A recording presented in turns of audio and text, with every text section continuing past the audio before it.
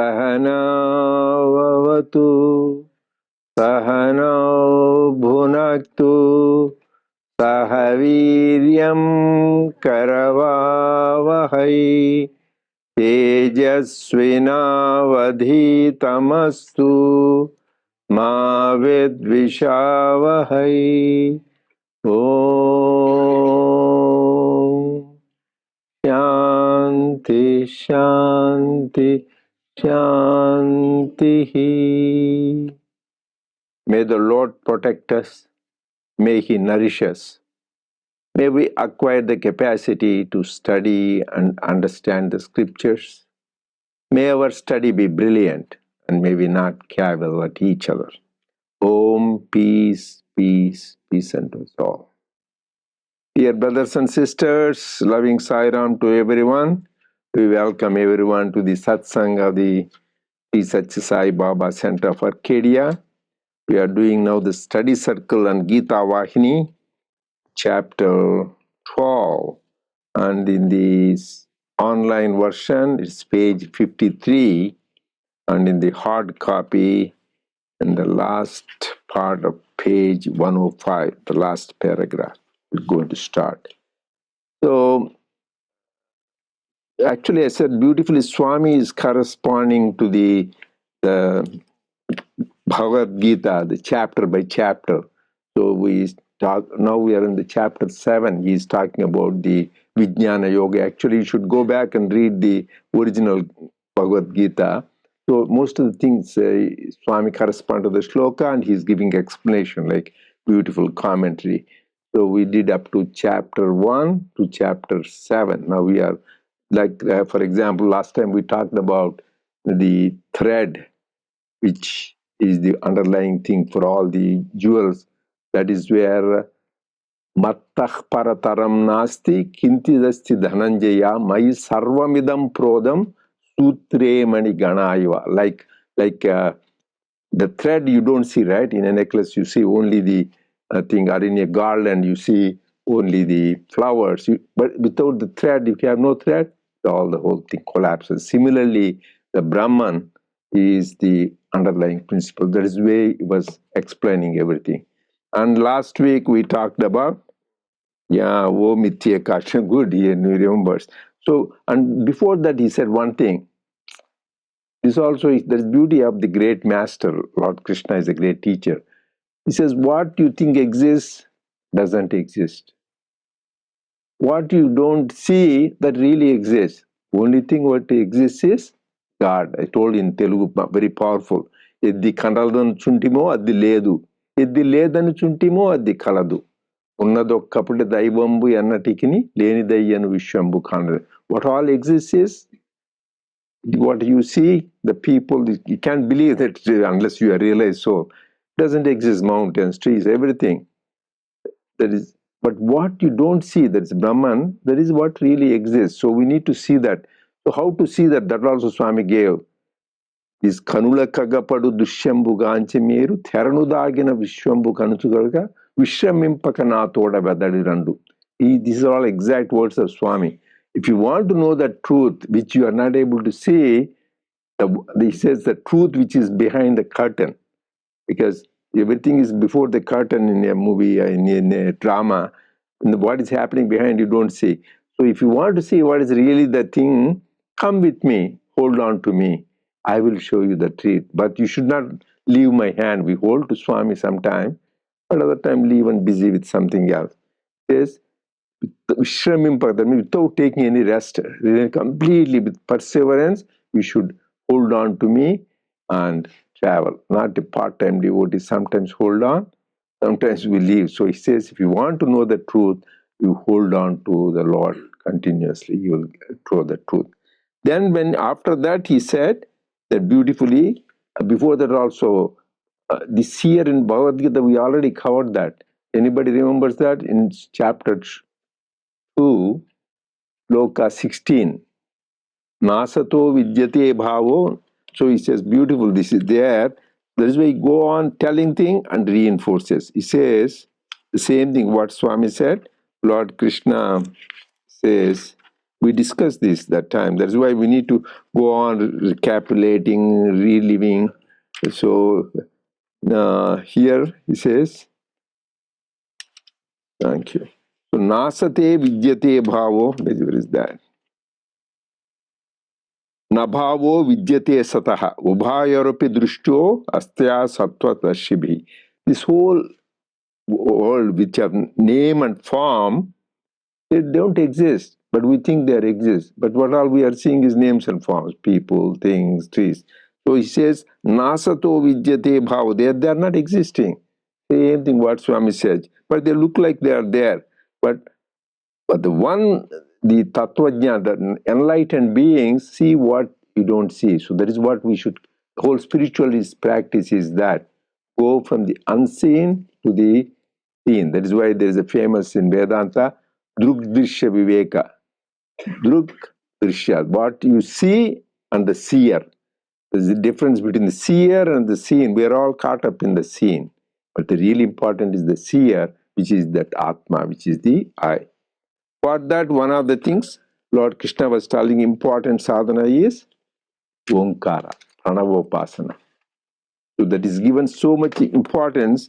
And Lord Krishna says, it is the, I am the Pranava. He says, I am God. I am. So when you say Om means, you are chanting Brahman. You are chanting Lord Krishna. You are thinking of Swami. In Arati, I said last time, what did we say? Omkara Rupa Swarupa Swami. Always in the last word is Mata Pita Guru Omkara Rupa. So he is the Omkara. Even Ganapati, other version, same Pranava. So ultimately, Pranava is the source. That is why Lord Krishna says again, Om Ityekaksharam Brahma. It is only one letter, if you want to say, one that is called Om. It is said. And also he says very profound things. So I also go to the chapter 8. That is what Swami talks about it so much. Is in chapter 8, the shloka where he talks about that chanting just that thing, you will be liberated. Om Ityekaksharam Brahma.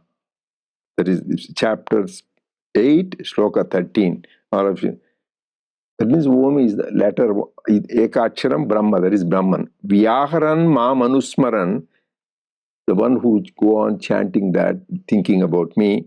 Yah Prayati Tvajendaham Nayati Paramangatam. He won't come back. That means he's liberated. Just go on chanting Om, Om. So till the last breath, then there is no question of birth and death. Like everything else, like you go to good deeds, you go to Swarga, heaven, or you go to Brahma Loka, Goloka, Vaikuntha, Shiva Loka, whatever lokas is there. But all that after a time come back and finish and come back. But here there's no question of coming back. It will be once for all liberated from this cycle of birth and death. So last week we have a homework. So everybody, I said, can read about Pranava, because we said we had in the Eternal Companion, we have October 22 in the volume 1, issue 8, we talked about it, where Swami said about Omkar. Anybody had a chance to look at it? One? Even one. See that? That's why it's what did Lord Krishna say?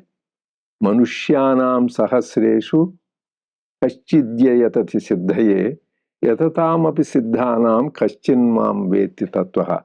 There are millions of people, Manushyans are. Very few are interested. So that billion, how many people in this Los Angeles County? Few million, but how many people came here? 50. So there are few of the people. Yatatam api siddhanam kaschan mam veti tat. Of those people, only one person maybe go to the goal. That is why spiritual path is walking on a razor. That means it needs a lot of effort. It is good that of the billions of people were blessed to hear the Lord's words. Of those people who have intensity and pursue the way, I'm not want to discourage this itself to come to a satsang thinking about Lord, that is the greatest grace of God. I said, without the grace of God, Swam clearly says you cannot come to a satsang, you can't listen to it. The very fact we are here, that is definitely by God's grace and blessings.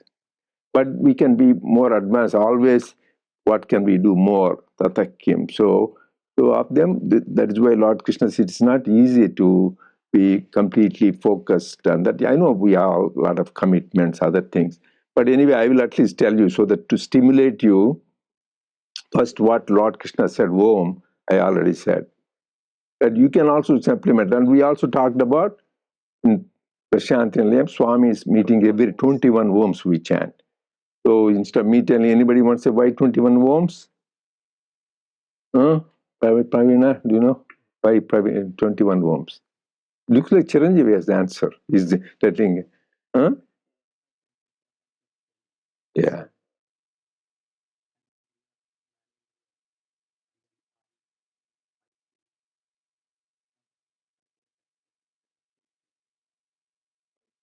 Prana. And the first you can go 5 karmendriyas, the gross action. That means your speech. You should know also walk, speech, pani, hands. Because you use morning to evening, we use speech, we use the hands. That means every time you chant Om, it will purify your speech. First walk. That means you see only good things. Softly, sweetly, truthfully you speak. And pani, and second it purifies hands. That is also that means you do good things with your hands, whatever you do. And pada, that means feet. You will go to only good places, not to places of ill repute or not good places. You use your hand. And payu upastha, organs of action, excretion and procreation. So these are the karmendriyas. Then next 5 jnanendriyas, organs of perception. First is organs of action. That is, so eyes. So you will see only good things. Chachu. And then ears. You hear only good thing, not gossip, rumors, all this politics, nuisance, all that. So just you see good hear good things. And then use the smell, nose. You will be smelling like incense, nice flowers offered to God, something nice. And then taste. You will taste nice prasadam, so what is offered to God. Everything, whatever we offer to God, so taste. You're not the tamasic food, rajasic food, eating meat, pickle, those things which arouse our passions. So you purify your taste. And then touch. You also touch good things. So anything sanctified by the Lord. So that is the 5 um, jnanendriyas. Then 5 pranas. What is this? Prana, apana, vyana, udana. Some of our people, we think only one life here. Even scientists didn't say. Our people classified, there are 5 vital airs. The air which is there in the heart and lungs. Like that we know air. But there is a air which is in the stomach, abdomen, which is problem. And there is a air, vyana, which circulates throughout the body. And then the air, and udana means the one which is in the throat. And then samana means which is in the navel area. So all these airs, 5 airs, they are clean up. Then come to the 5 koshas we talked about. Body, Annamaya kosha, body sheath, and then vital air, the Pranamaya kosha, and then mind sheath, mental mind, which is the most problem. So thinking about this, and so when you chant Om, you will have all positive thoughts. And Vijnanamaya kosha, the intellect sheath, where you will have fundamental discrimination. Most of our, we are individual discrimination. What is good for me, or good for my family, good for my friends. But fundamental discrimination, which is the best for all. That's why for the recent election, I didn't know who is the best president. I said, Swami, God, you decide what is the best. God knows. We don't, in our limited thing, we think this is good, this is not good. Knows God, we think He is the running the show. What is the best that prayer we can do? That is the fundamental discrimination. Then after that, Vijnanamaya Kosha comes Anandamaya Kosha, bliss sheath. And this, that means 20 things are done. And we do 21 times. The 21 is the Atma.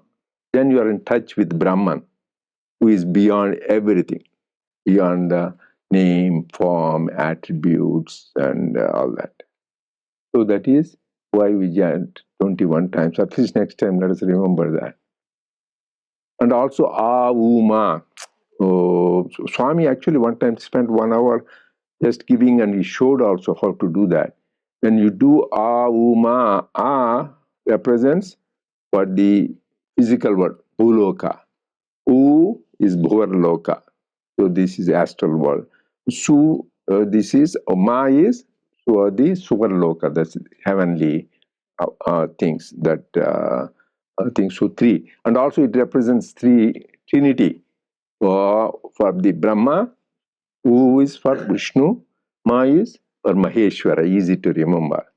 That means Brahma, Vishnu, Maheshwara, creator. So that is the Indian Trinity, but in general you can say creator, sustainer, and dissolution. So all these 3 it represents. And also 3 Vedas, A for Rigveda, U for Yajurveda, Ma for Samaveda. So 3 kinds of state. But most important, the Mandukya Upanishad tells what does it say about Om. This is where I said the most important Vedic Vedanta literature is in Mandukya Karika by the Gaudapada, Govindapada's thing. We wrote a Karika about the feast. This is the most important. Looks like Nirupama has studied that. So just go ahead. So the first O is the awake state.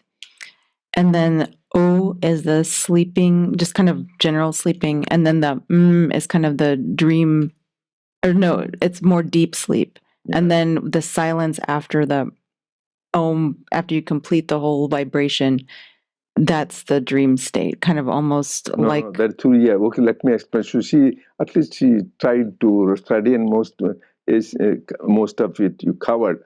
Is the Jagrata state. Jagrata means we are awake, where we perceive the people, we perceive the sense objects. So our body and senses are working in full. That we are aware of that. That is Om, Jagrata state, called wakeful stage. Om represents the dream stage. We go into the dream. The body is not active, but the mind is active. The whole thing you are seeing this, that who is creating all that is mind with the light of the Atma Jyoti. That is, Om is the dream state. Then Ma becomes deep sleep. Once you go to deep sleep, there is no mind active, no body acting, no desires, no things. In mind also, when dream stage, we have the desires, action. A lot of actions go on. So many dramas in our sleep go. Some are nightmares, some are nice dreams, some are Swami's dreams. So all these things, that is still the mind is active. And when you come to deep sleep, this is called Sushupti. First is Jagrata or wakeful stage. Next is Swapna or Sushupti, that is the dream stage, and Sushupti is the deep sleep stage. In the deep sleep stage, no desire, so we are happy. That is why after the good night sleep, even daytime, and after that, I feel so good. What did you really achieve? Just the deep sleep, there is no desire, everything so still, so you are peaceful, you are calm, so you are that refreshing sleep. That is why that is very important, everybody to have that deep sleep. But in the dreams, you have too much dreams, you get agitated. So it is also a part of the sleep process. So is the Jagrat state, waking. O is the dream, which is the Swapna. And Ma is Sushupti, is a deep sleep stage.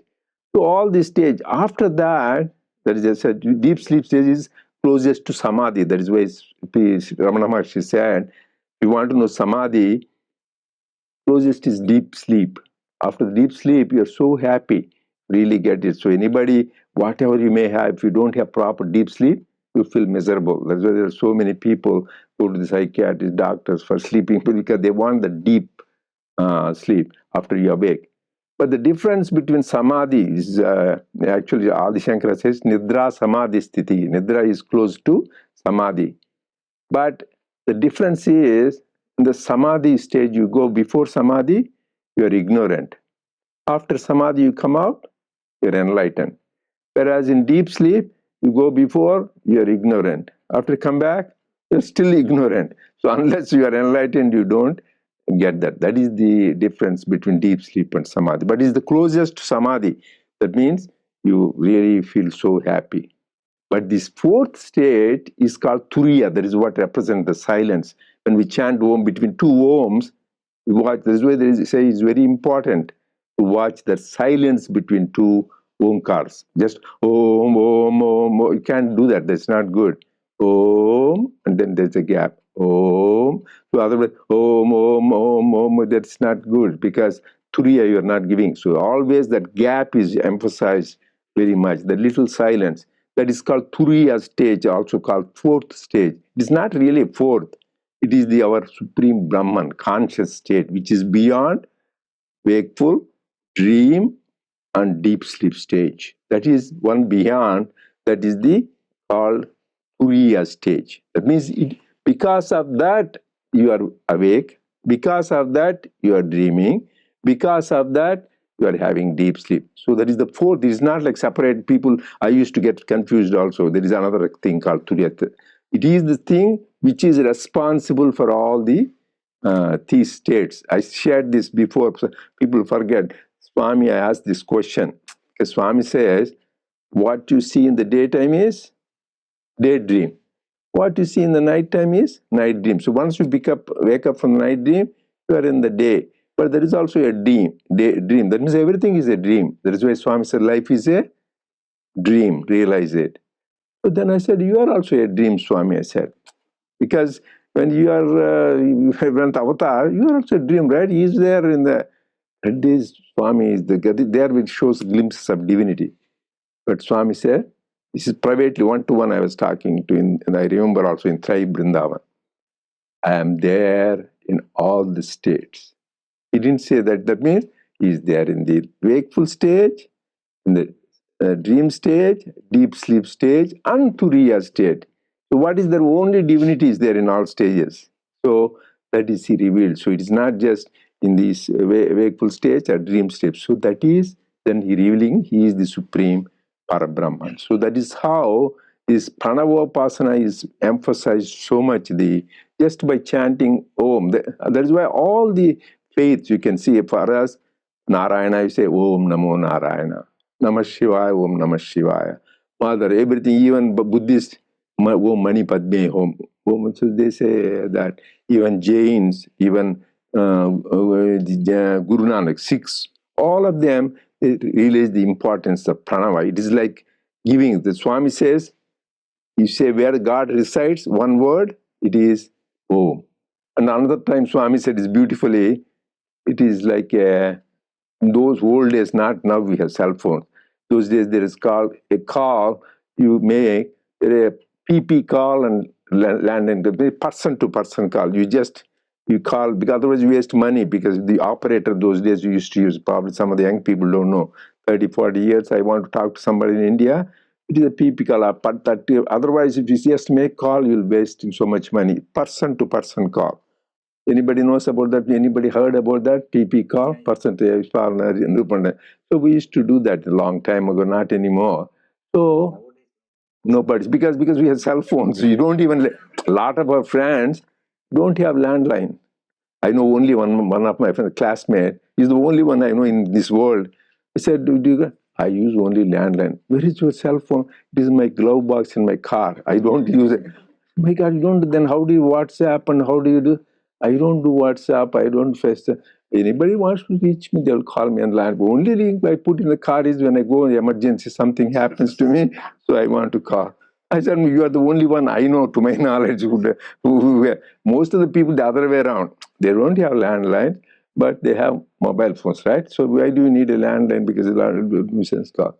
So best way, says Swami says, is direct line to God. Om. When you chant Om, it is direct line to God. So many ways Swami said also, when you say three Oms, when you in the beginning of everything, Om, Om, three times you say, first you said Om, you're calling God.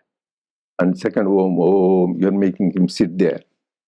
Third, you're then offering him your worship. So calling, thinking about him, calling him and making him seated. So if you imagine like that, this Om, instead of mechanical, it gets a lot of impact. There is so many things. Anyway, I can't. Otherwise, the whole thing will be like, oh, means what will, what is the benefit you will get? You will get all your desires. Oh, aspect, you will have self-knowledge, and my aspect, you will have like that various aspects of Omkara. There is so powerful.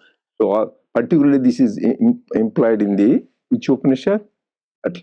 Mandukya, that is Mandukya Upanishad. That is why Lord Rama tells Hanuman, you may know anything or not. If you know this particular Upanishad, it is equivalent to having all knowledge. It is so important. Only 12 verses, but it is so concentrated knowledge of Vedanta or Brahman.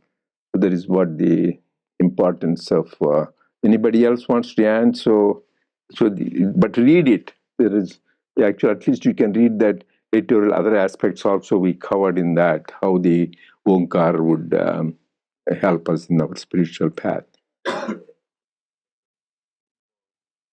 There are a few more which comes to my mind, and one is about we always talk about why we start with Ganesha prayer, and I was looking into what the Ganesha's origin.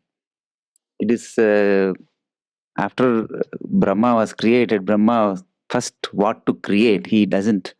He was again went back to Vishnu. It is said that, and then with his will, then he got that image, and that came from Om, and that is Ganesha. So that is why we start with Ganesha prayer too. So looking at it, there is a reason why everything is connected with Om. Ganesha, as Uncle told already about the Ganapati Athara Shirsham, it is talking about, it's basically he is Omkara Swarupam. And Narayana Upanishad also you can see Pranava Swarupam, it says, and also Akara, Ukara, Makara, Iti. Yeah. So it clearly talks about, so that Narayana, the foundation is Om, and in that Om only everything got built. And also this silence we talk about, that Omkara, Ma, and then there's a silence. And in silence also there is an editorial very beautifully. It talks about the silence is the foundation of all the words every language stands on. So this Om is the foundation, that silence is the foundation. You can clearly see how everything links to that Om. So that is the reason that when we meditate on Om, and then finally it ends in that Atmanyan. That's another important thing is Samadhi is not going in and coming out. Samadhi is a state that you just live by. That is basically you are one with it, and there is nothing called two after that. So there is nothing waking or any other state. Yeah, there are two kinds of samadhi. That is why what is like samadhi partly savikalpa samadhi and nirvikalpa samadhi. Savikalpa means this is one where you have still the experience and go in and come out. Nirvikalpa means like Sri Ramakrishna, they used to go is nirvikalpa.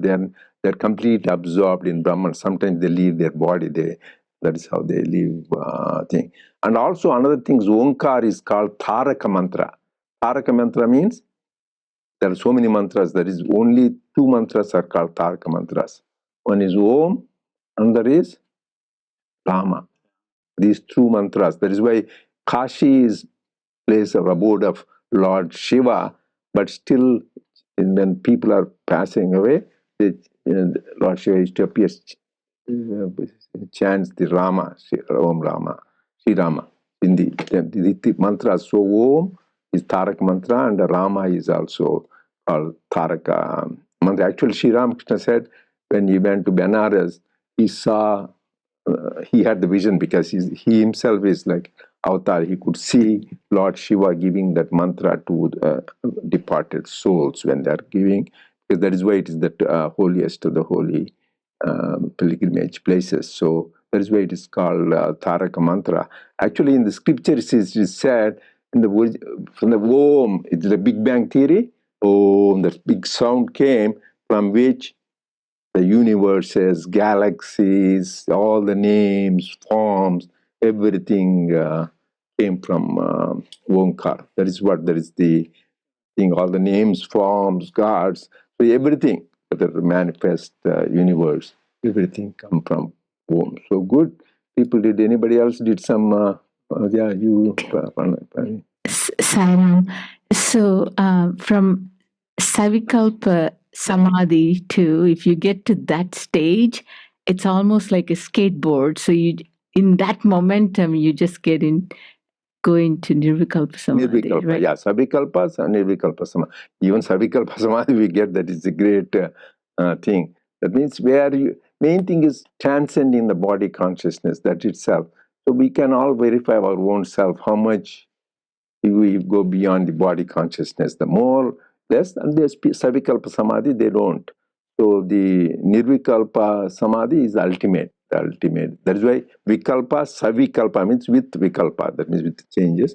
Nirvikalpa means there is nothing. So that is, the whole thing is this constant practice. By practicing, but as I said, if you, as you said, to reach that stage, Swami says, hold on to me without leaving, because sometimes we leave and go to something else, we leave on something, then you can't reach the goal.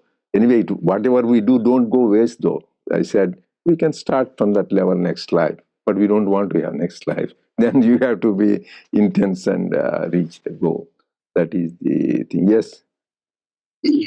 Oh, you, Arvind is the guy. Go ahead, Arvind. Yes, Saram Uncle, Saram everyone. It's been such a beautiful session. There were two thoughts I wanted to share. The first thought is how wonderful it is to keep listening to these good things again and again. Like, I have read that editorial on Om, and yet every time you listen to it, something new comes. That's why I think these spiritual texts, Swami's discourses, they are all timeless. They are like vitamins and nutrients. You may have eaten a very well balanced meal today, but again tomorrow we need it. So I think until and unless we become one with it, we need to keep doing this. And I'm very grateful for this satsang.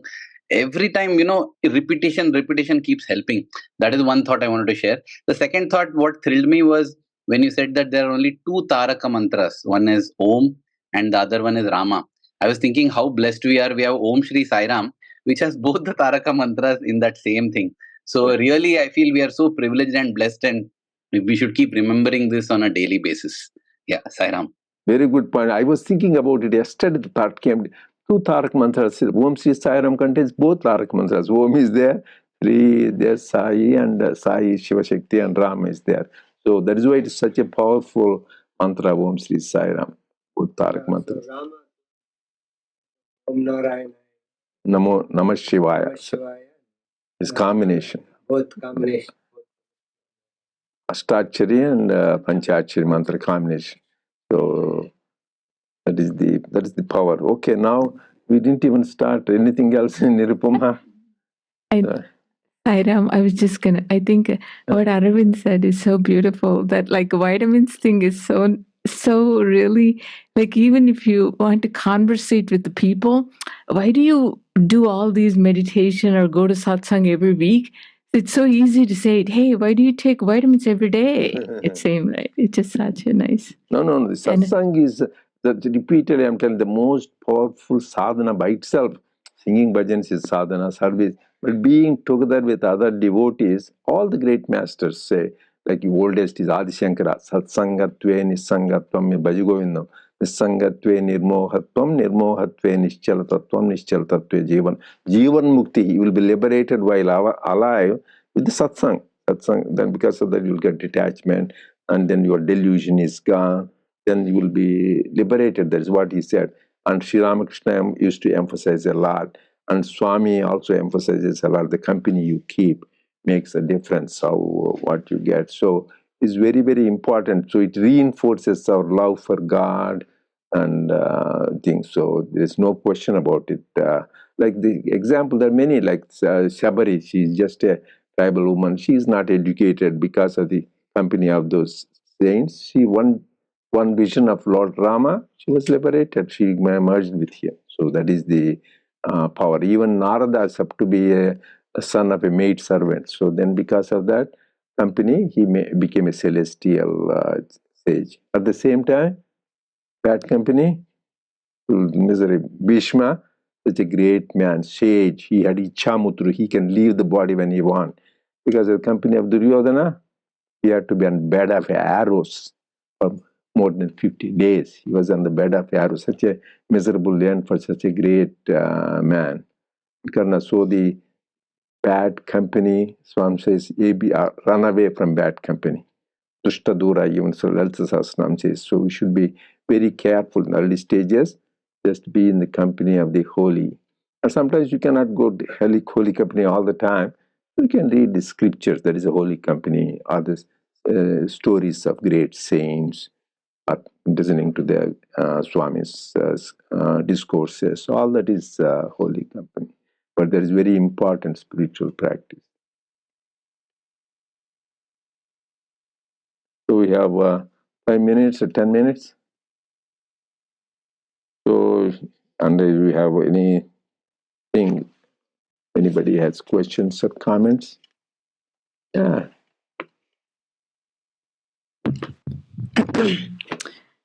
I'll start. Sairam. There are two parts in every single substance in the universe, name and form, nama and rupa.